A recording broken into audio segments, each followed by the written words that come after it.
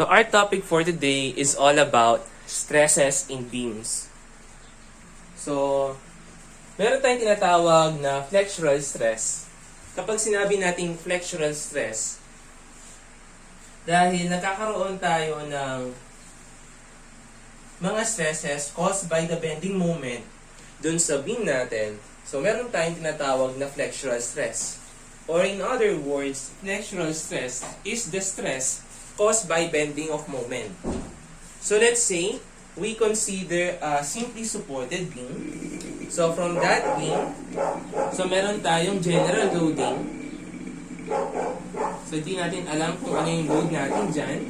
That may be uniform, varying, or concentrated. So sabihin natin, this is our load. So due to the load applied to our simply supported beam, magkakaroon tayo dito ng deflection. So, since meron tayong applied load to our simply supported beam, magde-deflect ngayon itong beam natin. So, yung behavior ng beam natin, it will deflect downward. So, siyempre, meron tayo dito sa support. So, from this one, so magkakaroon tayo ng deflection. Which is yung deflection na to, ito yung pag-aaralan ninyo kapag nasa theory of structures mo kayo. So, from this position, magkakaroon tayo ng deflection at every point dito sa simply supported beam natin. So, we have a simply supported beam. So, for simply supported beam, kung mapapansin ninyo, for this part, etong mga lines natin na kulay red. So, ito yung bagong deformation or bagong forma ng beam natin. So, yung tendency is, kung makikita ninyo dito sa upper fiber natin, since it is simply supported, so, yung nasa taas niya is compression. Tapos, yung nasa baba naman, that is tension.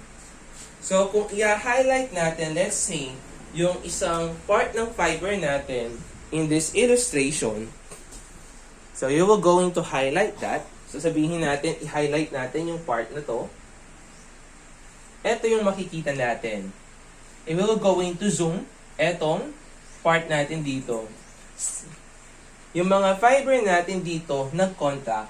That's why it is compression. Yung fiber naman natin sa outer part naman is nag-stretch siya. That's why it is in tension. So, since it is a simply supported beam, yung nasa taas lagi is compression and nasa baba is tension. And yung compression at saka tension natin, it is dependent sa elastic curve ng beam natin. So, for this one, ito yung tinatawag nating elastic curve ng beam. So, kapag nasa theory of structures na kayo, you will know how to draw yung elastic curve natin. But for simply supported beam, ganito yung elastic curve natin. The compression nasa taas, the tension side is nasa baba naman.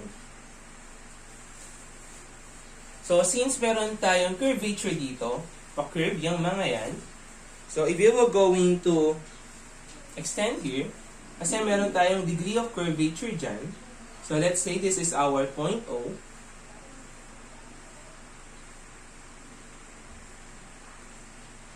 so, meron tayong radius of curvature na tinatawag dyan. So, yung pinakagitna naman ng beam natin, so usually yung mga beam natin is rectangular. So, therefore, yung y-bar ng mga rectangular natin is always nasa gitna. So, for this part, so kung consider natin to i-zoom natin, ito yung cross-section ng beam natin. Therefore, by symmetry, since parehas lang naman yung cross-section natin sa taas at saka sa baba, so madali natin makikita yung value ng y-bar natin. So for this part, yung y-bar dito sa illustrated example natin, ito yung tinatawag nating neutral axis. So for this part, ito yung beam natin. So, yung neutral axis natin, nandito. So, yung neutral axis, yun yung nagseseparate sa compression at saka sa tension side. So, yung distance between yung center of curvature natin to the neutral axis, yun yung tinatawag nating rho o yung radius of the curve natin.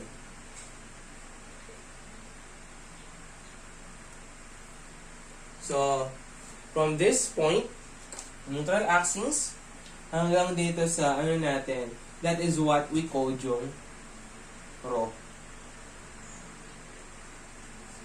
So, etong rho na to, it can be calculated also using differential calculus. So, for that, so let's say we consider a certain length dito sa neutral axis natin. Kasi sa neutral axis, since from the word itself neutral, meaning to say, let's consider, no? So, dito tayo sa neutral axis mag-consider kasi neutral nga sa side na yan. So, meaning to say, sabihin natin, we will consider a certain point on our neutral axis. Sabihin natin, this is our point A at saka yung point B natin. So, let's say we have point A here and point B. So, if we're going to highlight it dito sa ano natin, dito sa point O natin, we will form, so, highlight natin dito. So, parang makaka-form tayo dyan ng mini triangle. Kasi nga sa sobrang liit ng AB natin, so, halos nagiging straight yan. So, parang makaka-form ka dyan ng triangle. If we will going to extend that part, so let's say, kung i-extend natin to, sabihin natin, no, i-extend natin yan, yung mga, etong reflected natin from the point O to point B. So, kung i-reflect natin yan, meron tayong makukonsider dito na deformation. So, from point AB, since kinonsider natin yung tension side natin, nangyari is humaba yung points natin dito. Instead na ganito lang yung length ng kinonsider natin, upon considering on the tension side, nagkaroon tayo ng deflection. So, let's say, no, so, for that part, no, sabihin natin, magkakaroon tayo ng deflection dito sa kabila and a certain deflection sa kabila, pero pag-isahan na lang natin yung deflection natin. So, let's say, for that part, meron tayo na deflection which is equal to CD. So, yung CD naman, that is a deflection combined dito sa magkabilang side na pinag-isa na lang natin. So, for that part, so let's say, yung CD natin, yung BD natin, yung height niya, that is equal to Y. So, yung Y natin, that is the distance of our point with respect to the neutral axis. Since the curvature of the beam is very small, so sobrang liit lang ng mga curvature natin na hindi natin mapapansin sa mga beam natin. So usually, when we are dealing with deflection, ine-exage lang natin yung beam natin para makita natin yung deflection. So since sobrang liit lang yan, so we consider a similar triangle in this case. So, for this one, so sabihin natin, we will consider yung triangle na to. Yung triangle OBA. So, let's consider triangle OBA and triangle. So, meron pa tayong isang triangle dyan, which is yung triangle B, C, at saka D. So, meron tayo dito sa pang triangle. So that is equal to triangle BCD. So by similar triangles, so we can say, let's say, no, so yung, ano natin dito, sabihin natin na, so, unahin muna natin yung maliit nating triangle. So that is CD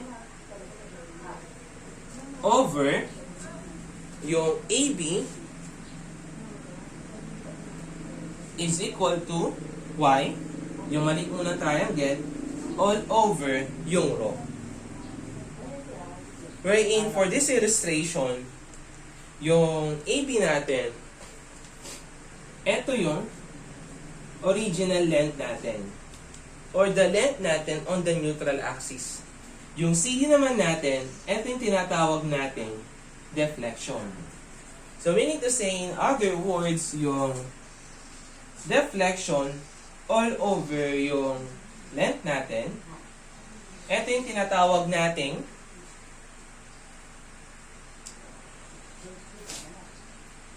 strain. So strain is equals to Y all over rho. So if we will going to, so kapag sinabi nating strain, diba, yung stress natin, that is directly proportional to strain. Wherein etong E natin, that is yung constant natin or constant of variation. So meaning to say, yung strain natin, that is equal to E all over the stress. Pero sa strength of materials natin, sa design subjects natin, etong stress na to, eto yung tinatawag natin FB. So for this one, ilagay natin dito, equate natin dyan. So we will have E over FB is equals to Y all over rho.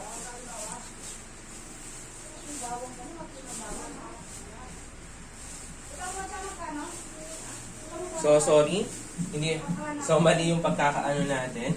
So this is yung FB natin is yun yung nasa taas. For this one, we have FB all over E. So this is FB all over E. So kung aayusin natin yan, so we have a value of bending stress is equals to Y over rho multiplied by modulus of elasticity. So, for this one, no, kung consider naman natin yung cross-section ng beam natin, so we have a compression side and a tension side. Dun sa taas natin yung compression, dun sa baba is tension. So, for this one, let's say, no, naghahanap tayo dito ng mga force. So, hahanapin natin yung value ng differential force natin. So, kapag kumukuha tayo ng differential force, meaning to say, meron tayong differential area. So, kung balikan lang natin, no? So, stress is equals to force all over area. Therefore, force is equals to stress all over area. So, meaning to say, para mahanap mo yung value ng differential force mo, you need to consider a differential area. So for this part, let's consider a differential area dito sa diagram natin, dito sa cross-section natin. So let's say, so for that part, meron tayong differential area wherein yung DF natin, it will act dun sa center ng differential area natin. Sabihin natin, this is our differential area. So if we have differential area, so meron tayong force. Force is equals to stress multiplied by the area. So kailangan natin dito ng stress. So balikan lang natin, no? From the definition of our bending stress, that is equal to Y over rho multiplied by E. Wherein y, ito yung distance ng point natin from the point hanggang dun sa neutral axis natin. So meaning to say, kung titignan natin, the more na lumalayo yung point natin to the neutral axis, lalong tumataas yung value ng bending stress natin. So therefore, we can say, meron tayong bending stress dito. So from this point, so meron tayong bending stress dyan.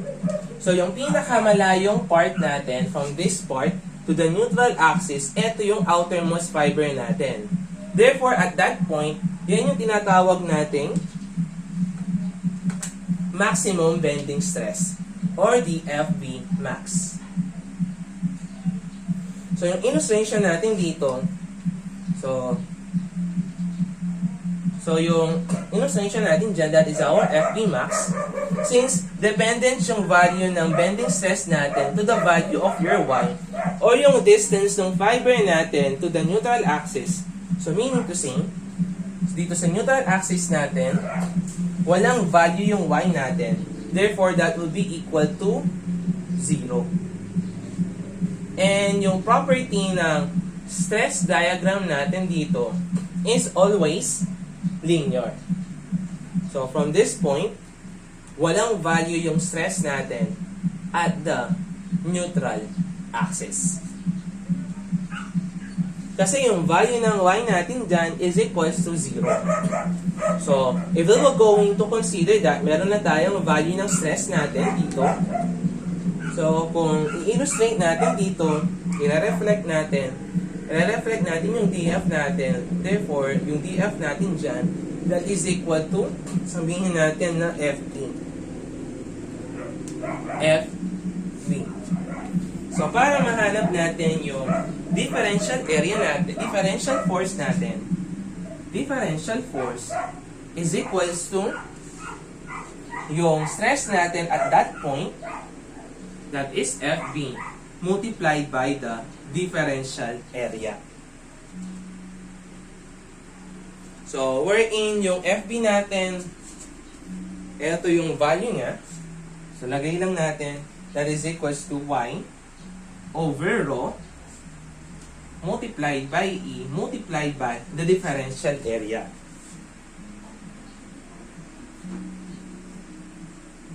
So, meron tayong mga forces lagi dito sa beam natin. So, for this part, meron tayong dalawa, the compression side and the tension side. So, for this part, meron tayo dito na mga forces na mag-a-act. So, let's say, no, meron tayo dito. So, since meron tayong stress diagram dito, ito yung tinatawag natin stress diagram. So, yung value ng mga forces natin sa compression at saka tension, parehas lang naman yung mga values niyan. So, meron tayo dito na stress na force due to the compression and yung force natin due to the tension. So dahil nga may mga forces tayo dyan, so magkakaroon tayo dyan ng moment. Kasi meron tayong dalawang couple, so yung dalawang force natin na to magkikreate yan ng moment. So the resultant of all the elemental moment above neutral axis must be equal to the bending moment on that section. So for this part, kung i-moment natin yung F natin with respect to the neutral axis, same with the F dito sa tension side natin, makikreate natin yung moment. So yung, para makuha naman natin yon, so we need to consider yung Y natin. So, sabihin natin for this part. So, yung F natin dito, pasensya na, this is located dito sa part na yan. So, for this part, no, since yung distance ng fiber natin to the neutral axis, yun yung tinatawag nating Y. Samantalang naman, yung distance naman from the outermost fiber to the neutral axis, yun naman yung tinatawag nating c. So for this one, so para mahanap natin yung value ng moment natin, moment is equals to yung, di ba? Moment is equals to force multiplied by the moment arm. So yung force natin dito, that is equal to dF. Tapos yung moment arm natin, that is equal to y.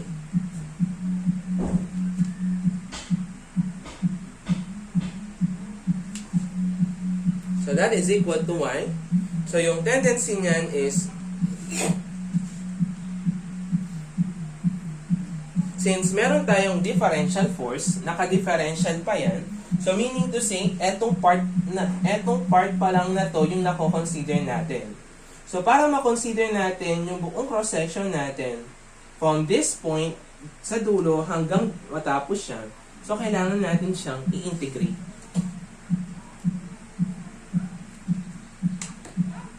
So, yung value natin yan, so we have a value of the integral of y, and yung value ng df natin, that is equal to y over rho e differential area. So, for this part, kung aayusin natin yan, since yung value ng rho natin at saka e natin are constant, kasi pare-parehas lang naman yung mga value niyan. So, yung m natin, since mga constant yan, ilalabas natin yung e at saka yung rho. Tapos, meron tayong y squared dA. So, for this part, no, kung mapapansin niyo yung y squared dA naman na to, eto yung y squared dA natin, ito yung tinatawag natin moment of inertia sa statics. So, the value of your m, so kung aayusin natin, is equals to E over rho multiplied by I. So, kung aayusin natin yan, so we will have a value of rho is equals to EI over M. So, for this one, kung isa-substitute natin yung value ng rho natin, so from this equation,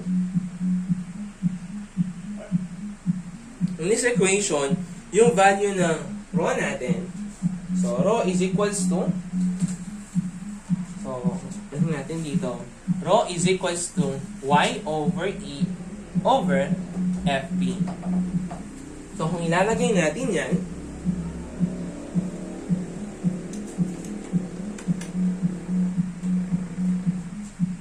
so lagay natin, sabihin natin EY over FB is equals to EI all over M. So, ang mangyayari niyan is makakancel yung E natin. So, yung value ng FB natin, kung aayusin natin yan, FB is equals to MY all over I. So, yan yung pagkuha ng bending stress natin sa different fiber natin dito sa cross-section natin. Wherein naman, for the value of your FB max, which is yung pinaka-outermost fiber ng beam natin, yun yung tinatawag nating M. So, sabi ko nga, dependent sa value ni Y, yun yung value ng stress natin. Kasi the more na